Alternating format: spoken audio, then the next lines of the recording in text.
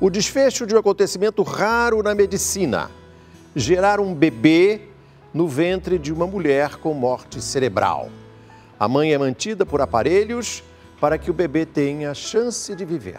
E deu certo com o pequeno Iago. Ele já está em casa, depois de passar 2 meses nessa situação e resistir a várias complicações depois do nascimento, ao longo de 5 meses. Um olhar emocionado de pai para filho. Eduardo e Iago não se desgrudam. Também já perderam tempo demais. O novo e pequeno morador chegou em casa há apenas uma semana. Iago passou 2 meses na barriga da mãe, depois que ela já havia morrido. E depois disso, outros 5 meses no hospital, lutando pela vida. Uma coisa que eu não desejo para nenhum ser humano passar isso, o que eu passei. O drama começou em 27 de janeiro. A esposa de Eduardo, Renata, estava no 5º mês de gestação de Iago. Ela sentiu uma forte dor de cabeça depois do trabalho. Como ela sempre foi manhosa, eu não dei muita importância. Então eu falo para ir no médico. Aí veio uma amiga dela e levou. Quando chegou ao posto de saúde, Renata já estava inconsciente. Aí começaram a me ligar do posto, né? E meu filho veio me buscar e eu já comecei a ficar preocupada. A jovem de 22 anos foi transferida para a Santa Casa de Campo Grande, onde passou por uma bateria de exames neurológicos. Lá veio a surpresa. O caso era extremamente grave e o diagnóstico irreversível. Renata tinha um aneurisma cerebral, uma dilatação na parede de uma artéria da cabeça causada por pressão do sangue. No caso dela, a parede se rompeu. Foi um AVC, acidente vascular cerebral do tipo hemorrágico. Ela tinha muito sangue na cabeça, ela foi atendida no tempo correto e tendo tido as medidas iniciais corretas. E ela foi drenada aqui na Santa Casa, foi feita uma drenagem licórica dela, mas mesmo assim ela evoluiu de maneira catastrófica porque é uma doença que tem uma estatística muito ruim. 2 dias depois de ser internada, Renata foi declarada com morte cerebral. A partir daí, começava uma luta para manter o corpo vivo e salvar o bebê. O plano dos médicos era manter a jovem ligada aos aparelhos que faziam os órgãos dela funcionarem por mais 13 semanas, para que o bebê tivesse tempo para se desenvolver. Ou seja, a ideia era ter, pelo menos, uma gestação de 7 meses e meio. A partir do momento em que os médicos decidiram não interromper a gestação, a Renata foi trazida aqui para este quarto de isolamento do Centro de Tratamento Intensivo da Santa Casa de Campo Grande. Uma equipe de médicos cuidou de Renata durante todo o tempo. E a partir dali montamos todos os aparatos necessários para a manutenção do bem-estar de Iago. Ultrassom, solicitamos um ultrassom, deixamos o ultrassom do lado, tinha um ultrassom no leito, onde era feito 3 vezes ao dia a monitorização desse bebê. O berço da pediatria subiu para qualquer eventualidade. Nesta etapa, era fundamental que Iago recebesse carinho. E como não podia ter isso da mãe, os médicos entraram em cena. Tudo que a gente podia ofertar de estímulo para ele, que não fosse barulho de UTI, né, era benéfico para o desenvolvimento dele fora do útero. Foi aí que Eduardo, de 26 anos, pediu afastamento do emprego de entregador e se dedicou integralmente ao bebê. Ele esteve todos os dias na Santa Casa para conversar com o filho através da barriga. Eu não tinha outra escolha. Para mim, eu tinha perdido os 2. A doutora veio com a possibilidade de salvar meu filho. Eu não tinha nem como pensar outra coisa. Na hora eu aceitei. Em 31 de março, com 27 semanas de gestação, os médicos se reuniram para uma nova avaliação. O corpo de Renata, que servia como uma incubadora humana, já não respondia aos medicamentos. Uma infecção se alastrava pelo sangue dela e cada instante poderia colocar em risco a vida do Iago. Eu vivi 2 meses um velório. Foi nesse momento que os médicos decidiram pelo parto. Nesse início, principalmente, houveram alguns momentos em que nós tivemos dúvidas se o Iago ia sobreviver ou não, realmente. Apesar da complexidade do caso de Iago, histórias em que a mãe morre e a gravidez continua já aconteceram antes. No mundo todo, são conhecidos 35 casos, 3 deles no Brasil. No ano passado, um aneurisma cerebral também tirou a vida de Franquielen, uma jovem de 21 anos, de Curitiba, que estava grávida de gêmeos. Como aconteceu com Renata, ela foi mantida viva por aparelhos até os bebês nascerem. Asaf e Ana Vitória receberam alta do hospital em maio deste ano. Iago nasceu prematuro, com 1,50 kg. O peso normal de um recém-nascido é 3,5 kg. Tinha 34 centímetros.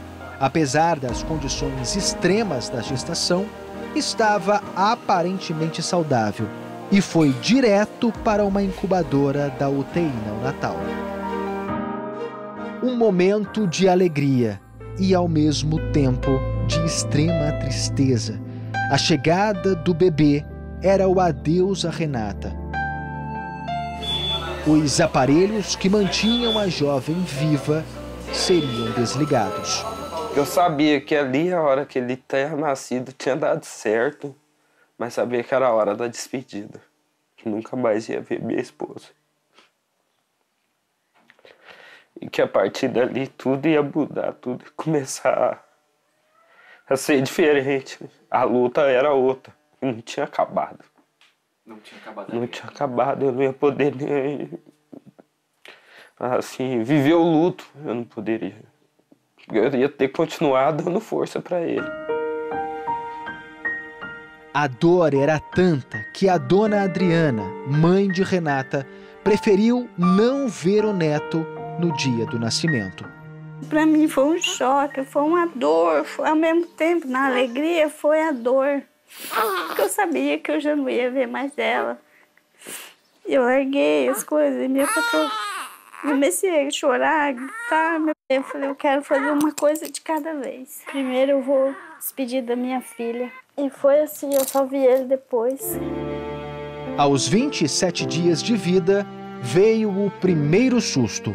O Iago foi submetido a um procedimento para fechamento do canal arterial, uma cirurgia cardíaca, de uma cardiopatia que é frequente no bebê prematuro. Passou por infecções, por cirurgia, por situações clínicas de muita gravidade, que nós vemos muitos outros bebês, até por intercorrências menores do que ele teve, irem a óbito, né?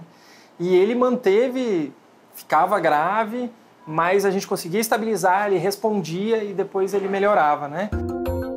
Ao todo, foram 2 cirurgias, uma no coração e outra na vesícula, além de uma infecção grave. 5 meses depois do nascimento, Iago deixou a UTI e foi transferido para uma ala intermediária. O pior já havia passado. Foi um dia de muita festa da família e equipe médica. A gente ficou com receio que ele ainda não tivesse preparado para estar naquela unidade, ou pior, que ele pudesse voltar. Mas como sempre, né, o Iago surpreende e ficou firme, forte lá na unidade intermediária e mostrou que já era a hora certa mesmo. Com a saúde estabilizada, o foco era fazer o bebê se desenvolver e ganhar peso. Na época, ele precisava de um balão de oxigênio para respirar melhor. Lá ele foi feito todo o trabalho com fisioterapeutas, fono para essa sucção, a parte motora. Ele tomou a sua primeira mamadeira, que aliás foi uma alegria para todos nós, com 6 meses de vida, ainda em uso de oxigênio, que é uma coisa que também a gente não costuma fazer, mas até isso a estada dele aqui foi diferente. Ele mostrou que mesmo com o oxigênio ele era capaz de sugar.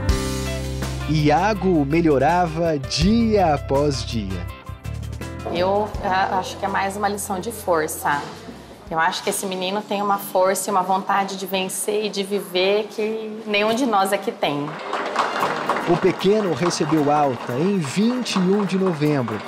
Sob aplausos, bebê, pai e avó deixaram a Santa Casa. Pronto, agora é uma linda, vovó.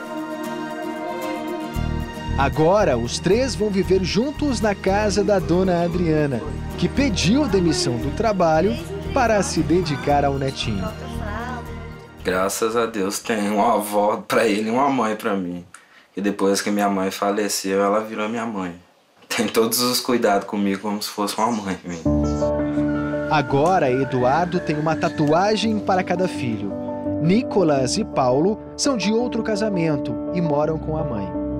Na casa do pai e da avó, Iago recebe mimos e carinhos o tempo todo. Já falei pra ele, eu vou dengar e ele vai educar. Uma maneira que dona Adriana encontrou para amenizar a perda da filha. Eu lembro dela toda vez que eu olho pra ele, né? Eu lembro que ela deixou ele pra mim aguentar a partida dela. Né? Porque eu acho que se não fosse ele, eu não ia aguentar. A história do Iago sensibilizou tanta gente que o quarto todo foi construído, montado e decorado só com doação. O bercinho, os brinquedinhos dele, o enxoval.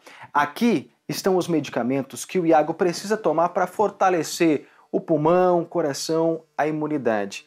E aqui um item muito importante, um leite, que é especial e que o Iago toma a cada 3 horas. E por falar nisso... Agora é a sagrada hora da mamadeira.